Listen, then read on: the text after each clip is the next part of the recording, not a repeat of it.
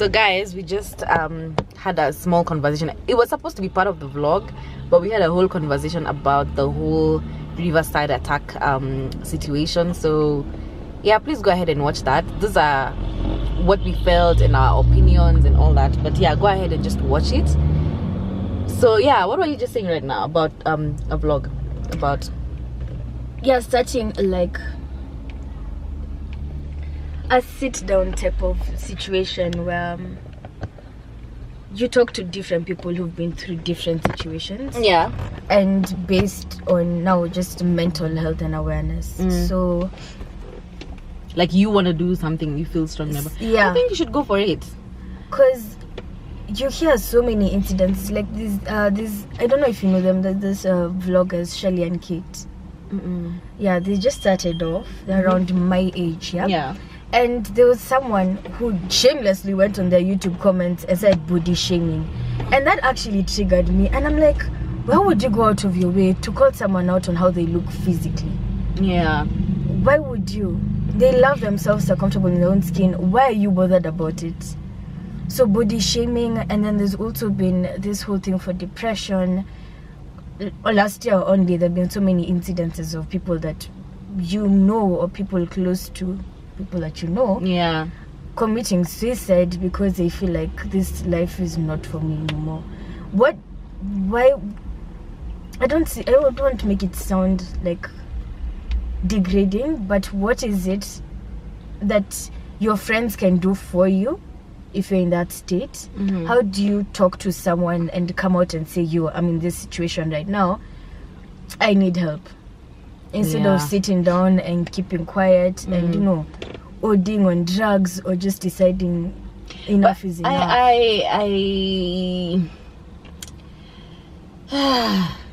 Okay, let me tell you guys something. There was a time in my life, once upon a time, there was a girl called Madoni who was not in a happy situation for like 3 years. And I don't like giving it the name just because I don't want to claim it. Yeah. I don't know if that makes sense. Yeah, so I just say I was not happy. I don't tell you that I was depressed. I don't use the D word at all.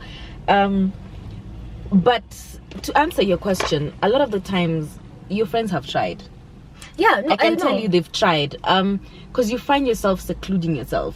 You find you don't want to get out of bed. You find people are bothering you. You find you want to be in your own space. You want to be in your own want space. To be alone. You want to be alone. You don't want to be bothered by anybody. So you end up secluding yourself. I have gone through that. Like I think I'm basically probably going through it now. And then a lot of the times sometimes you don't even notice that it's happening. Yeah. Somebody, maybe your mom just says, hey, you've become so lazy. Why are you waking up at this time?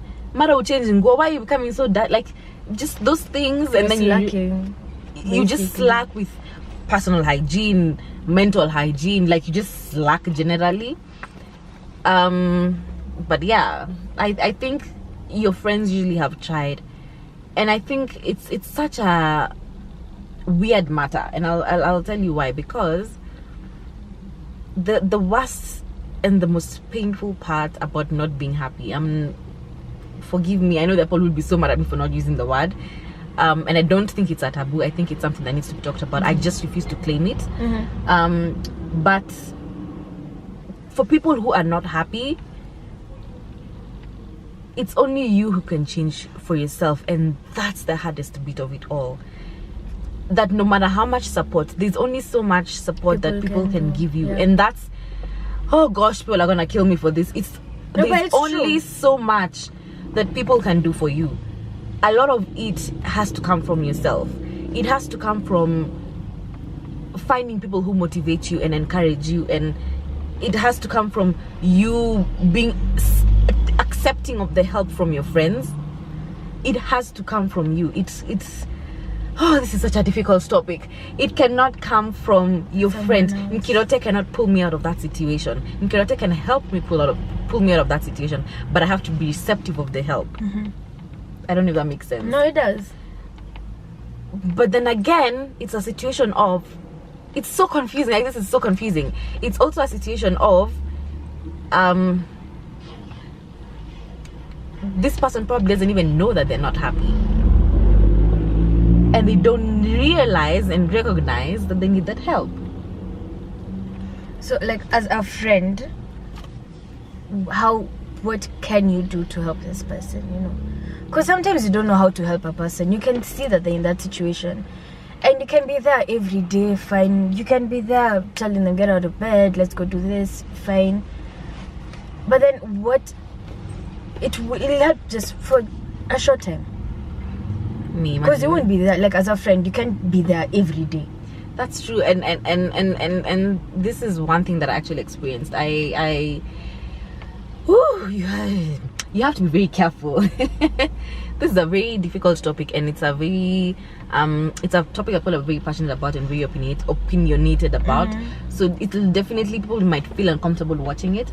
But I know of a situation where somebody was that way, and I tried to be there for them, but I ended up going down with them. So sometimes that's the whole thing. Like, it's talking to so people confusing. From all sides and finding out. It's more of like a motivation thing, because you're in that pit. You'd like to hear if people have experienced it and how, like, they got out of it, and get some type of encouragement. Well, I can tell you this, for example, like, for me, what helped is, this is gonna sound so stupid.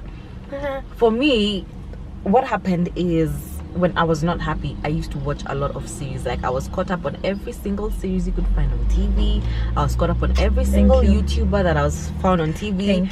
Because what would happen is, those 45 minutes, those 42 minutes of a series, or that 15-minute vlog, it would take me out of a situation. You feel elevated. You feel like you're lost. Like, you have no worries when you're watching. Exactly. It replaces whatever is running through your head at that moment. Exactly. So it blocks a lot of things.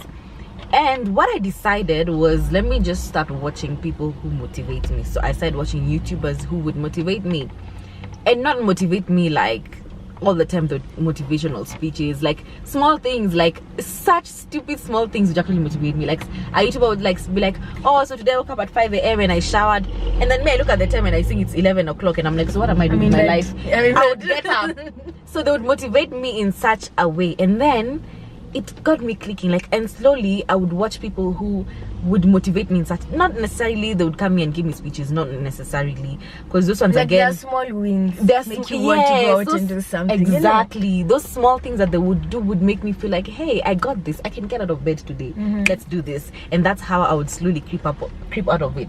And that's, I've always told you guys, that's how my natural came to being, because I kept thinking to myself, if this one person impacted my life like this, she actually made me realize that I have a problem, made me receptive to her help from far away, and I was actually able to start pulling myself out of it, then maybe I can help somebody. And that's when I started writing, and that's when I started my blog. That's when I undid my dreadlocks and I had my big chop, because I was so inspired, and I was like, I'm gonna do this. But those little wins, yes, I had them for 2 years. 2 years, yes, I had them. So basically what I'm trying to say is, that's how my natural came to being. It became therapeutic. So the more I did YouTube work, the more I would get, like, I keep on telling you guys, every time I post something, I get butterflies in my stomach. People don't understand, but I get excited. It's an excitement that I don't even understand, and that's why sometimes I just keep doing it, because I just get happy. It actually gives me endorphins. You'll never understand, you guys. It literally gives me endorphins when I'm creating and I'm writing, when I'm thinking about what's the next topic, and when I write, I just get happy. It's a happiness I can't explain, but that's what it does for me, and it actually helped me. And before I knew it, I was snapping out. And I'm not gonna lie, there are episodes where I definitely feel low. I don't think it's a process where you just wake up and you decide, okay, today I'm good. No, something is gonna trigger you. Process, yeah. Something is gonna trigger you, draw you back, and your people have to realize, okay, you have to have the smallest thing, by the way. Yep. Is a big trigger. Yeah. But now my question is, Nkirote, why is it that there's such a big mental illness issue that's going on around? I think there's someone who, I don't know what I was watching, it's always been there. It's not that it's just started, it's always been there. Even for our folks, it was there.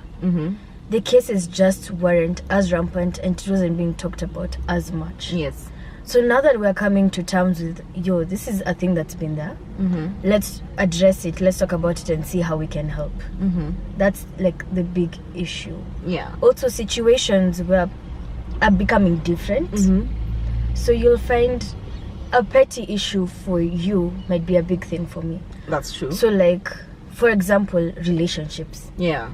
Some people dive in and give it all, and if it doesn't work, it just kills them completely. I agree. Or work, career-wise, and school. I mean, there's so many situations that you might find petty that I find personal. Yeah. Like for me, disappointing my parents is a big thing.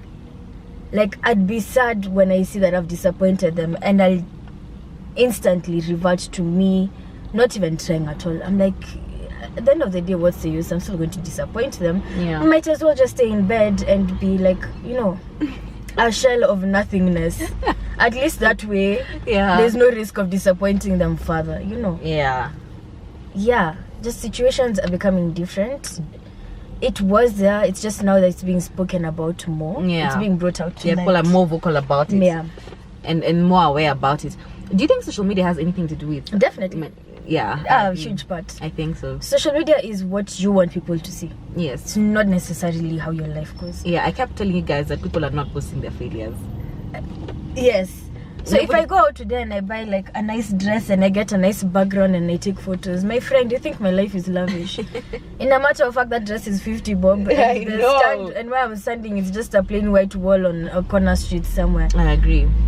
And a few editing and I look like I'm living in the Bahamas. It's not what my life is necessarily about. I won't show you the happy times. I won't show you, I'm crying because I failed exams. That's very true. That's actually very, very true. And I don't know, like, it's just, people are posting the good stuff. I mean, I'm not even gonna say myself, I'm also posting the good stuff, but for me, I don't post I wouldn't say I post the negative, but I don't post the sad. I don't know if that makes sense. Like, I'm gonna tell you when things are difficult in my life, but I'm not gonna tell you when they're sad necessarily, because half the time I've probably not even dealt with it before I can tell you. Exactly. And when you do tell, you've already dealt with it. So yes. By the way, I went through this. Yes. And now I'm okay. Yes. And then for me, I just like the positive, like for me, because of the origin of my blog, for me, I just want to spread that positivity. Right. But at the same time, when I'm spreading that positivity, I have to remind people that there was a place that I was not happy. I have to remind people that I also have flaws. I have to remind people that I've been struggling to lose weight for 3 years. I have to remind people, I have to remind people that there's failures. In all the happiness is failures. I have to remind people that I'm not perfect. I have to remind people all those things.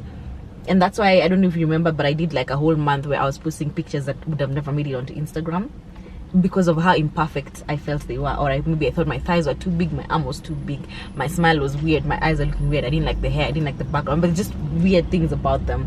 And I did a whole month where I was just showing imperfection. From your eyes. From my eyes. And everybody was like, but what imperfection is this? Yeah. Sometimes you need to listen to hear those comments for like, yeah, you're seeing it as imperfect, as not perfect, but it's okay. I think you need to start. I think I would encourage you to do. I think there needs to be a lot more talk on mental health and mental illness. I feel like, unfortunately, our parents are still stuck in the era of it's a whole lot of bullshit. Or you need to go get prayed. No, you can use that word. Or you need to get prayed for. Or why don't you do this and this and this? Or you need, I'm going to carry that. Or that you need to be prayed for. I believe prayers do work. But not the prayers that are forced down your throat. But then it has to be something that comes from within. If you're praying, let it be. And yeah, I am praying because I want to pray, because I need to pray from me. You know what I think is wrong? Our parents insist on, we're going to pray against that depression, we're going to pray against that being, but you guys, they don't even go deeper. And I'm not saying necessarily mine on Nkirote's parents, we're just saying parents, like African parents in general, who are Christian, most likely Christian. Yeah. But you see, there's no time that's been taken to be like, okay, so you're not happy, why are you not happy? Okay, let's analyze the issue. Okay, so Nkirote, you're not happy about this, or Nkirote, you're so sad about disappointing us. They don't understand that it's something small, yes, to them. Yes. But for you, it's a huge thing. I agree. And you're like, yeah, I'm not happy because this.